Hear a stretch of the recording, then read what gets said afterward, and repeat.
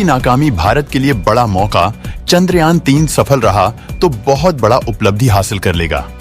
दोस्तों, चंद्रयान-3 एक ऐसी रहस्यमयी जगह पर लैंड करने जा रहा है जिसके नाम से डरते हैं रूस, अमेरिका और चीन, जहां आज तक कोई स्पेस एजेंसी नहीं पहुंच पाए है।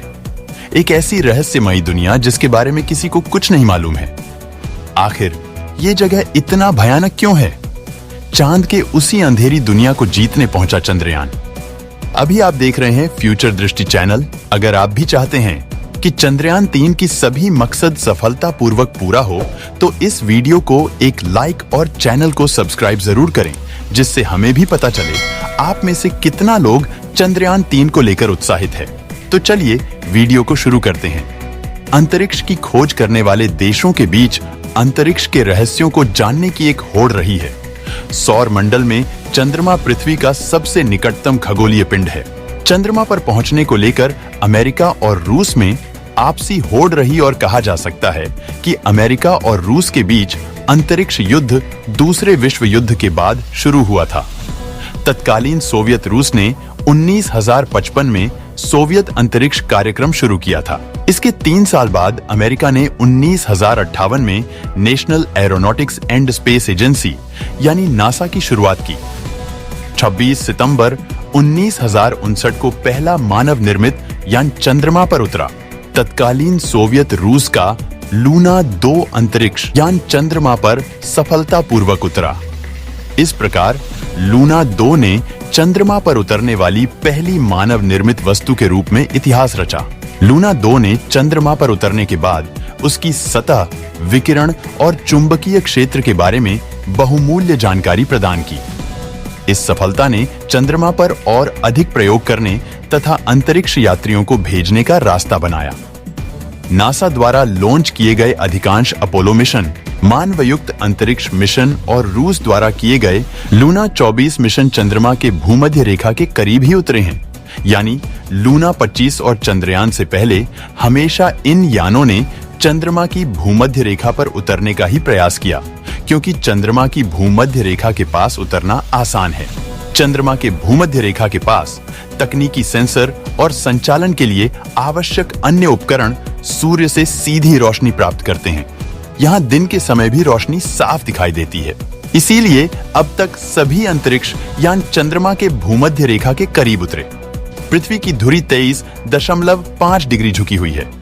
इसके कारण ध्रुवों के पास 6 महीने दिन का प्रकाश और 6 महीने अंधेरा रहता है, लेकिन चंद्रमा की धुरी सूर्य से लगभग समकोण पर है। नासा के अनुसार चंद्रमा की धुरी 88.5 डिग्री लंबवत है, यानी सिर्फ 1.5 डिग्री की वक्रता। इसका मतलब यह है कि भले ही सूर्य की किरणें चंद्रमा के ध्रुवीय क्षेत्रों को छूती हों, लेकिन सूर्य की किरणें वहां के गड्ढों की गहराई तक नहीं पहुंच पाती हैं। इस प्रकार चंद्रमा के ध्रुवीय क्षेत्र में बने गड्ढे 2 अरब वर्षों से सूर्य की रोशनी के बिना बहुत ठंडी अवस्था में बने हुए हैं। चंद्रमा के वे क्षेत्र जहां सूर्य का प्रकाश नहीं पहुंच पाता है, स्थायी छाया वाले क्षेत्र कहलाते हैं। ऐसे क्षेत्रों में तापमान शून्य से -230 डिग्री सेल्सियस तक कम हो सकता है। जाहिर है, ऐसी जगहों पर लैंडिंग करना और तकनीकी प्रयोग करना बहुत मुश्किल है। चंद्रमा पर बने कुछ गड्ढे बहुत चौड़े हैं, उनमें से कुछ तो सैकड़ों किलोमीटर व्यास के हैं। इन सभी मुश्किल चुनौतियों के बावजूद इसरो चंद्रयान-3 के लैंडर को 70वें अक्षांश के पास दक्षिणी ध्रुव के पास सॉफ्ट लैंडिंग कराने की कोशिश कर रहा है। चंद्रमा के भूमध्य रेखा के निकट दिन के तापमान में अंतर सबसे अधिक होता है। यहाँ रात में तापमान -120 डिग्री रहता है और दिन में 180 डिग्री तक पहुंच जाता है। लेकिन ध्रुवों पर अरबों वर्षों से सूर्य की रोशनी नहीं पाने वाले कुछ क्षेत्रों में तापमान शून्य से -230 डिग्री तक नीचे जाने का आकलन लगाया जाता रहा है।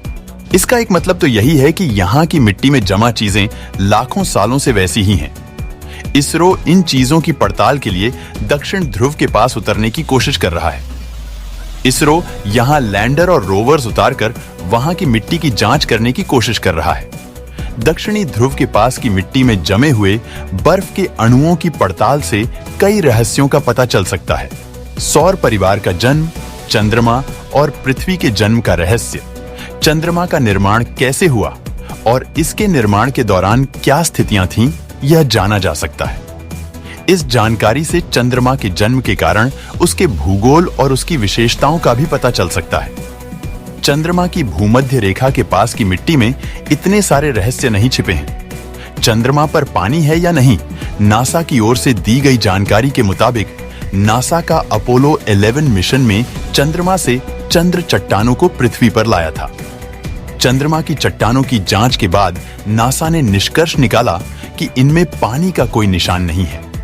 इनकी जांच करने वाले नासा के वैज्ञानिकों ने निष्कर्ष निकाला कि चंद्रमा की सतह पूरी तरह से सूखी है। उसके बाद कुछ दशकों तक चंद्रमा पर पानी के निशान खोजने का कोई प्रयास नहीं किया गया।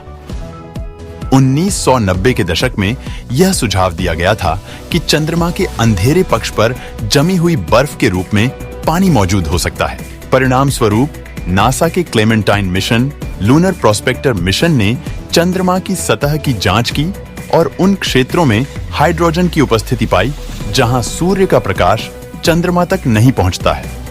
इससे चंद्रमा के ध्रुवों के पास पानी मौजूद होने की संभावना को बल मिला, लेकिन निश्चित रूप से पानी का कोई निशान नहीं मिला है। ऑर्बिटर के साथ चंद्रयान 1 ने चंद्रमा पर क्रैश लैंडिंग के लिए एक अन्य उपकरण मून इंपैक्ट प्रोब भी भेजा था।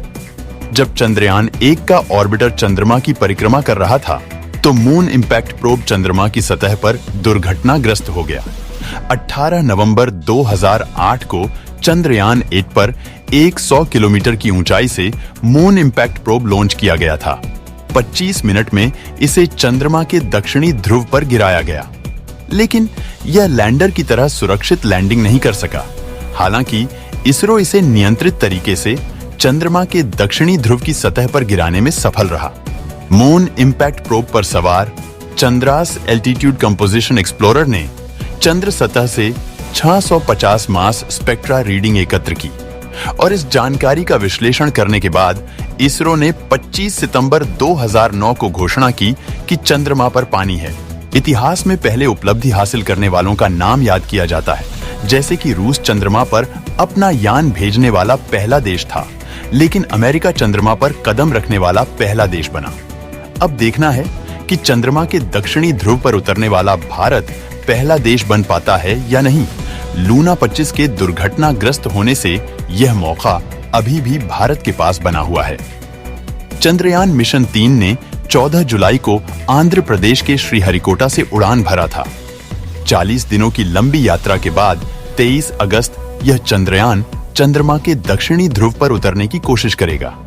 इसरो के चंद्रयान 1 के मून इंपैक्ट प्रोब, चंद्रयान 2 के विक्रम लैंडर और प्रज्ञान रोवर को भी उसी क्षेत्र में उतरने के लिए भेजा गया था। अब चंद्रयान 3 भी यहीं उतरने की कोशिश करेगा। हालांकि इससे पहले दोनों मौकों पर नाकामी हाथ लगी थी।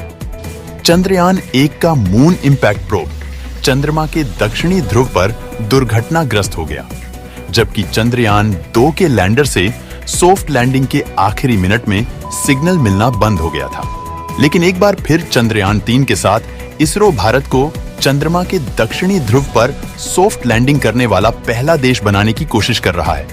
वैसे 11 अगस्त को रूस द्वारा लॉन्च किया गया लूना 25 भी चंद्रमा के दक्षिणी ध्रुव पर उतरने की तैयारी कर रहा था, जो रविवार को दुर्घटनाग्रस्त हो गया है।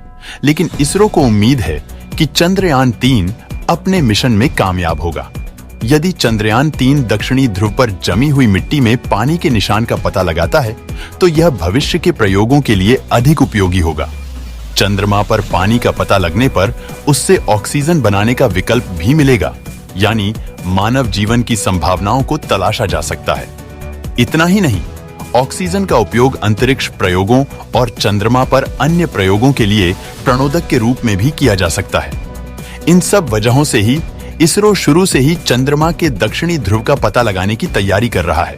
आज के लिए बस इतना ही। आपकी आखिरी जिम्मेदारी इस वीडियो को लाइक करके शेयर करने की है। इसे ज्यादा से ज्यादा मित्र तक शेयर करें ताकि उन्हें भी जानकारी मिल सके। और भी ऐसी नॉलेजेबल वीडियो देखने के लिए आपके अपने भरोसेमंद चैनल को सब्सक्राइब जरूर करें और बेल आइकन को ऑल पर सेलेक्ट करना बिल्कुल ना भूलें। वीडियो को अंत तक देखने के लिए धन्यवाद।